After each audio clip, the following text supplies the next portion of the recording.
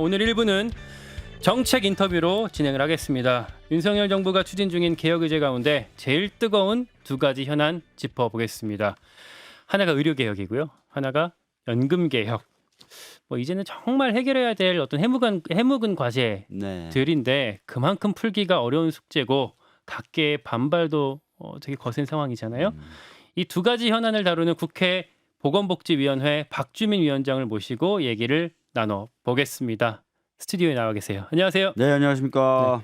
보건복지위원회가 이렇게 바빠질 거라고 이렇게 언론의 주목을 많이 받게 될 거라고 사실 상상을 잘 못했었는데 처음에 이제 보건복지위원장 가라 그럴 때는 예상이 됐죠. 왜냐면 그 당시 이미 이제 의료 공백이 있는 상황이었고 연금 개혁을 22대 때 결국은 하게 될 수밖에 없는 상황이었기 때문에 두 가지 사항은 있을 것으로 예상은 했었습니다. 예. 그리고 민주당 의료대란 특위 위원장 이것도 맡고 계신다고. 네. 오늘 아무튼 두 가지 사안에 대해서 좀 깊게 같이 좀 다뤄보도록 하겠습니다. 너무 깊게 또 하진 마시고. 깊지만 쉽게 우리가 얘기를 해야 돼요. 여기 이렇게 써져 있어요. 네. 최대한 쉽게 설명 부탁 이렇게. 왜냐면 사실 이게 연금 얘기 같은 경우 특히나 숫자가 너무 많다 보니까 그렇죠. 이게 이해하기가 어려운데 되도록이면 예. 잘 알고 계신 의원님께서 저 같은 무식한 사람도 좀 이해할 수 있도록 잘 말씀해 주시기 바랍니다. 연금 얘기부터 할게요. 예. 정부가 발표한 연금 개혁안에 대해서 민주당이 반대 입장을 어제 공식적으로 발표를 했어요. 네. 먼저 뭐가 제일 큰 문제라고 보시는 겁니까? 저희가 이제 어제 기자회견을 했죠. 하면서 기자회견문의 제목을 이렇게 달았습니다. 연금 보험료는 올리는데 연금 수급액을 깎는 제도다. 이렇게 얘기를 하면서 비판을 했거든요. 핵심적인 것은 결과적으로 더 내고 덜 받는 구조로 만드는 것이다. 그러니까 재정 안정성이라고 하는 부분, 그 부분에만 지나치게 초점을 맞춘 아니다라는 것이 저희들 비판의 핵심이에요. 네. 더 내고 덜 받는 게 정부안의 핵심이다. 네. 근데 말씀하신 것처럼 어쨌든 재정 안정성, 왜냐하면 지금 그 국민연금 그 고갈이 너무 심하다. 그렇기 때문에 사실 이번 개혁을 추진하는 거잖아요. 네. 근데 그렇게 가면 안 되는 겁니까? 그러니까 저희들이 이제 연금이라는 제도를 도입했고 지금도 유지하고 있고 또 앞으로도 계속 유지하려고 하는 이유가 다들 아시는 것처럼 노후에 생계의 유지와 안정을 위해서 하는 거 아니겠습니까? 근데 지금도 우리나라는 소득 대체율이 굉장히 낮다 보니까 이게 연금이 방금 말씀드렸던 그런 기능, 노후의 어떤 생계를 유지하거나 안정시키는 역할을 하느냐에 대한 의문이 되게 많았고 그런 상황이 이제 유지가 되다 보면 전반적으로 국민들이 연금에 가입할 필요를 못 느끼시겠죠. 그럼 연금제도 자체가 약화되고 사실상 굉장히 이제 형해화될 수가 있는 상황까지도 갈 수 있는데 이번 정부의 발표는 재정 안정성에 지나치게 초점을 맞추다 보니까 그동안 지적되었던 소득 대체율이나 이런 부분을 오히려 망각하고 그런 부분의 문제를 망각하고 구조적으로 연금을 약화시킬 수도 있는 그런 안이 됐다라고 보는 거죠. 하나씩 좀 뜯어서 보겠습니다. 그 전에 그 부분부터 여쭐게요. 그동안 민주당이 뭐 정부 비겁하게 빠져만 있지 말고 직접 안을 내셔야 되는 거 아닙니까? 이런 얘기들을 하셨잖아요. 네. 근데 27년 만에 정부안이 나왔는데 정부가 발표한 것 자체에 대해서는 긍정적으로 평가를 하실지. 정부가 뭐 안을 갖고 온 것 자체를 막 평가하라 그러면은 그래도 갖고는 왔네라고 말씀을 드릴 거예요. 근데 제가 이제 보건복지부 장관이라든지 담당하는 1차관한테 계속 부탁했던 거는 구조개혁을 해야 된다. 구조개혁을 같이 해야 되기 때문에 21대 때 이야기됐었던 연금개혁안을 못 받겠다라고 했는데 그러면 구조개혁안에 대해서 좀 구체적인 내용을 갖고 와야 되는 거 아닙니까? 그래서 구조개혁안을 갖고 와라. 그리고 되도록이면 구체적으로 갖고 와서 국회에서 신속하게 논의할 수 있도록 해달라. 심지어는 제가 이렇게까지 얘기했습니다. 하나의 통일된 안을 만들기 어려우면 예를 들어서 구조개혁 A 영역에 대해서는 1안, 2안, 3안, 4안이 있습니다.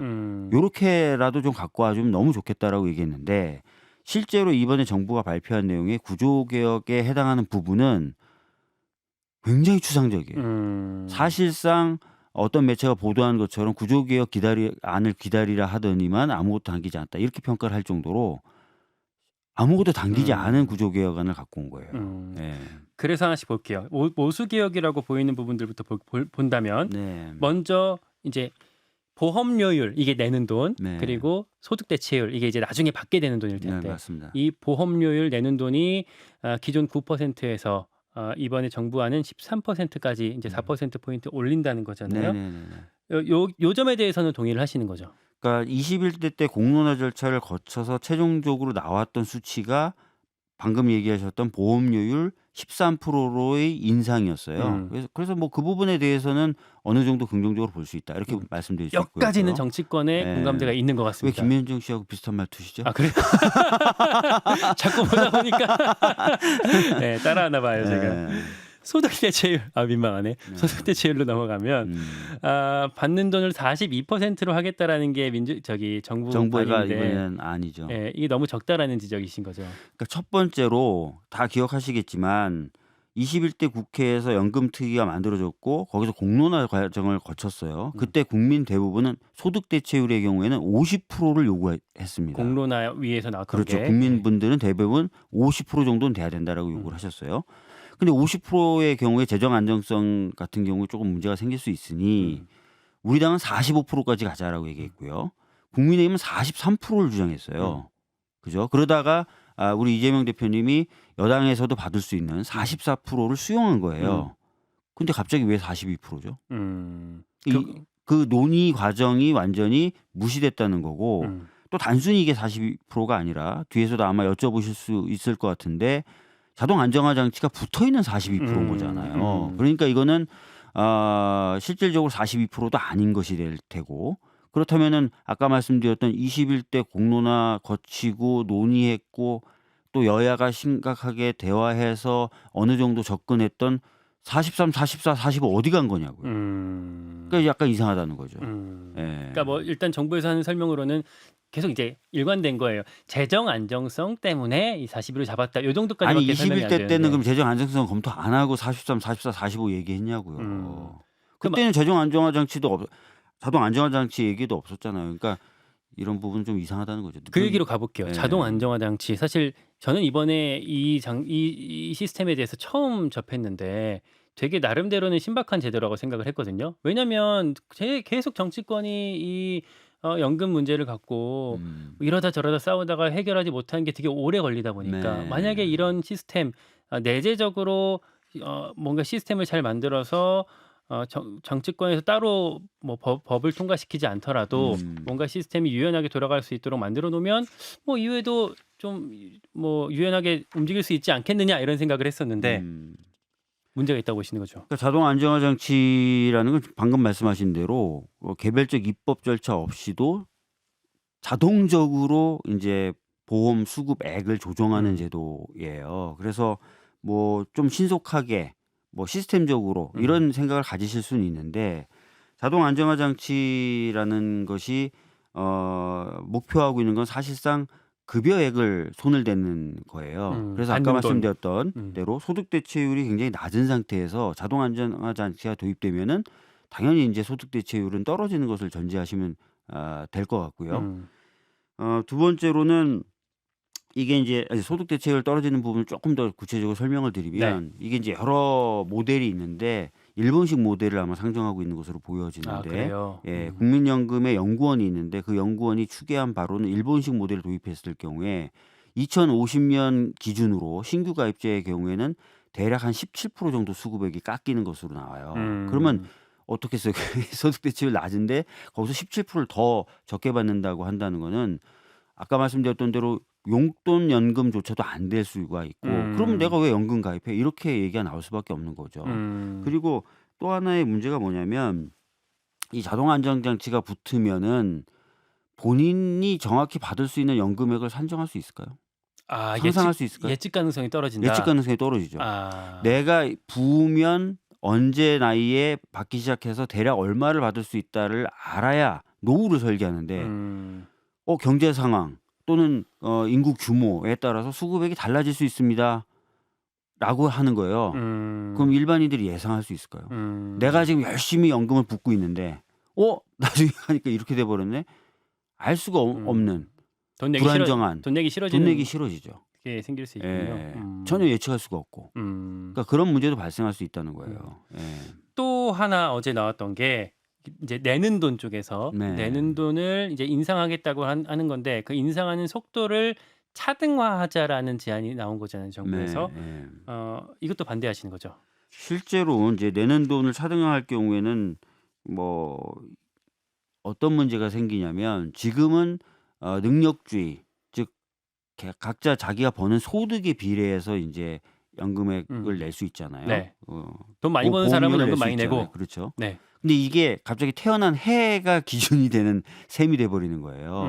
근데 예를 들어서 똑같은 20대라 하더라도 백만장자가 있을 수 있는 거고 또 가난한 분이 계실 수도 있는 거잖아요. 또 세대 간에도 마찬가지. 20대인데 엄청 부자가 있을 수 있고 50대인데도 굉장히 가난한 분이 있을 수 있고. 그래서 이 세대 간 불평등이나 또는 세대 내 불평등을 과연 이게 제대로 담는 구조인가에 대한 의문이 있을 수밖에 없고 전반적으로 이게 보험 재정의 안정성을 얘기하면서 이렇게 도입하는 건데 차등 도입이 과연 그러면 재정에 충분히 기여하는 제도냐 그 부분에 있어서도 의문이 있는 거죠. 그래서 장기적으로 봤을 때 결과적으로 청년 세대에게 유리한가 이런 것도 따져봐야 되는 거예요. 물론 이게 이 구조로 한다고 했을 때 소득에 따른 차등은 당연히 있겠지만 있겠지만 연령에 따른 차등을 여기 같이 넣는 게 문제가 있다는 그렇죠. 지적이신 것 예. 같고 다만 그러니까 그런 건 있거든요.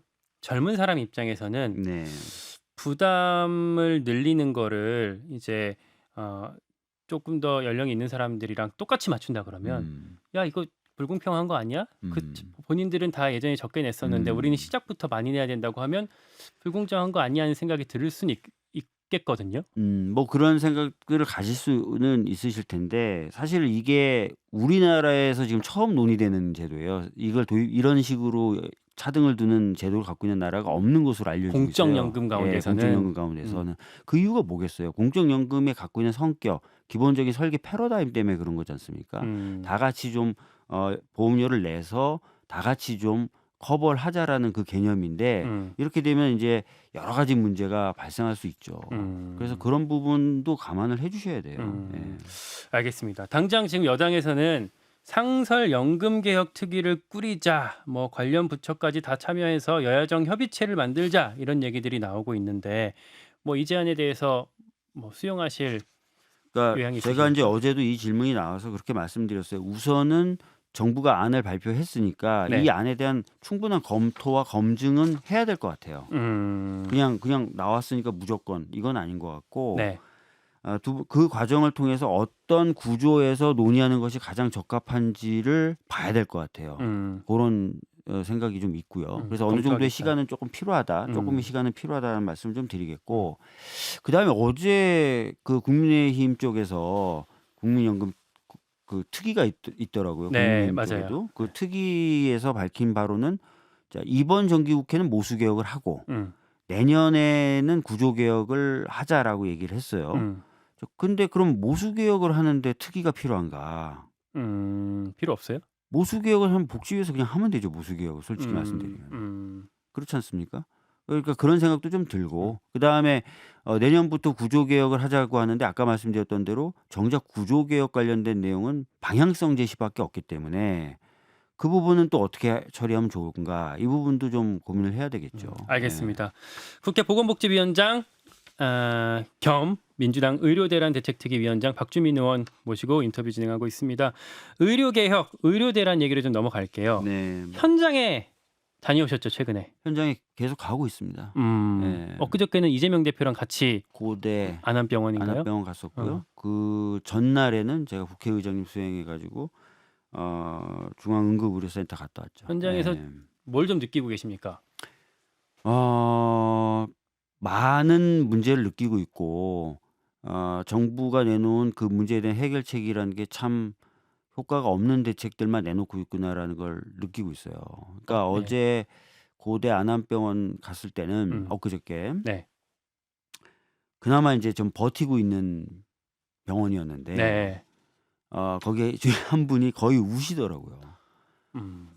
의료진이? 예, 의료진이 우리는 버티고는 있는데 이게 언제까지 이렇게 우리가 버틸 수 있을지 모르겠다. 그런 얘기를 하시면서 굉장히 답답해하는 모습을 볼 수 있었고요. 그다음에 이제 공의 얘기하시는 게 제가 이제 두 군데 갔다 왔다고 얘기했는데 정부가 내놓은 대책이 별 효과가 없다. 예를 들어서 지금 센터나 응급의료실에 응급실에 부족한 인력을 메우기 위해서 군의관과 공보위를 파견하겠다. 역할을 못 한다는 거예요.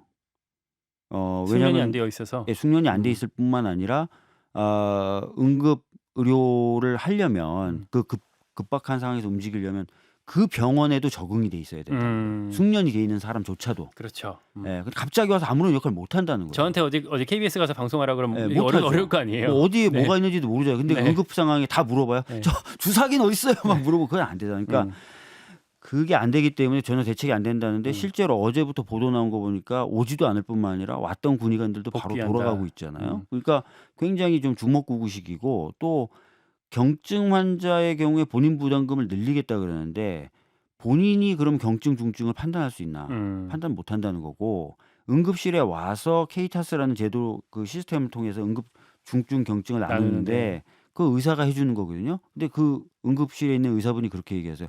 경찰 좀 배치해 주세요. 항의가 너무 많이 들어와서. 너무 항의가 많이 들어올 것 같아요. 그 아규먼트가 굉장할 거고 그 아규먼트를 다 의사들이 상대해야 되는데 지금 환자가 막 그러고 의사 인력 부족한데 그걸 어떻게 경찰을 배치해 달라는 거예요. 이재명 대표가 이 병원에 방문한 이후에 의대 증원 전면 재검토 필요성 이걸 지금 언급을 했거든요.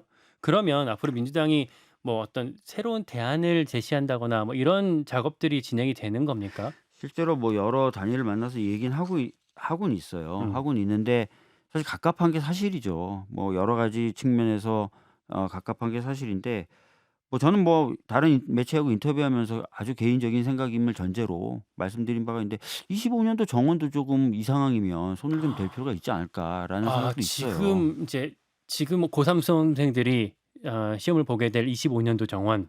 그러니까 지금 왜 그러냐면 두 가지 때문인데요. 당장의 어떤 의료 대란이 갖고 오고 있는 이 위험성 이런 것들이 굉장히 크고 또 국민 전반적으로 받고 있으신 피해가 굉장히 크잖아요. 두 번째는 교육 때문인데요. 네. 아시다시피 의학교육평가원이라는 데가 있는데 의학교육평가원이 정례적으로 의대의 교육 상황을 평가하게 돼 있고 특히 정원이 10% 이상 늘게 되면 평가를 하게 돼 있습니다. 평가를 했는데 교육할 준비가 안 돼 있다. 부적격이다라고 판단을 내리면 그 의대를 졸업해도 국시를 볼 수가 없어요. 의사 시험을 볼 수가 없어요. 근데 대부분 지금 의대가 정원이 급격하게 늘어났다는 이유로 교육이 안 된다는 거예요. 그러니까 정원이 단순하게 늘어난 게 아니라 정원 는 데다가 올해 학생들이 거의 집단 유급 아닙니까? 그러면은 그냥 총 규모만 봐도 3,000명인데 학생이 유급한 3,000명 받고 는 1,500명 받으면 3,000명이 7,500명이 되는 거예요. 10% 느는 게 아니죠 이게. 그러니까 대부분 아마 제대로 교육을 못할 것이다라고 현장의 교수들이 얘기하고 그러면 그렇게 평가받은 대학은 졸업해도 시험을 못 봐요. 그럼 올해 정원도 좀 조정할 필요성이 있다, 논의할 필요성이 있다라는 거는 당내에서 공감대가 아직 있는 건 아니고 좀 더 구체적으로 뭐 의논할 계획은 있으십니까?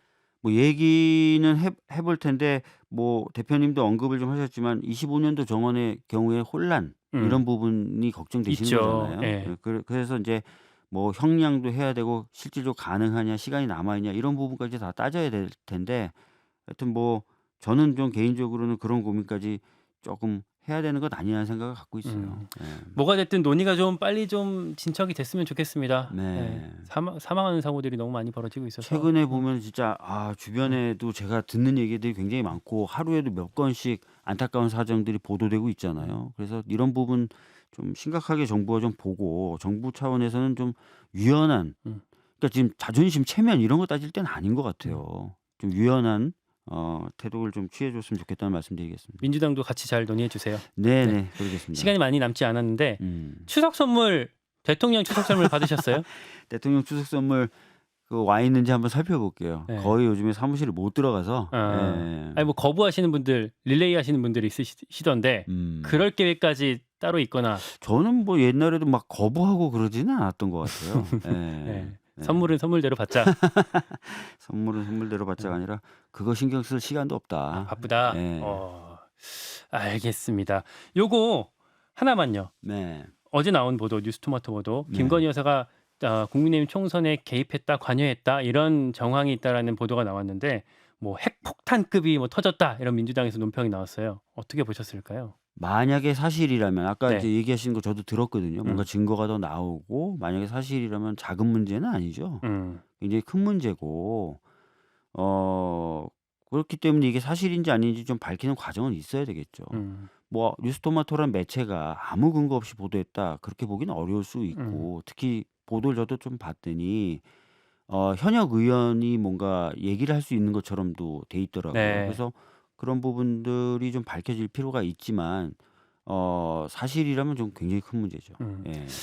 알겠습니다. 더 많이 듣고 싶은데 시간이 없어서 여기까지 줄이도록 하겠습니다. 민주당의 박주민 의원 모시고 이야기 나눴습니다. 고맙습니다. 네, 감사합니다. 김현정의 뉴스쇼는 시청자 여러분의 참여를 기다립니다. 구독과 좋아요, 댓글 잊지 않으셨죠? 알림 설정을 해두시면 평일 아침 7시 10분 실시간 라이브도 참여하실 수 있습니다.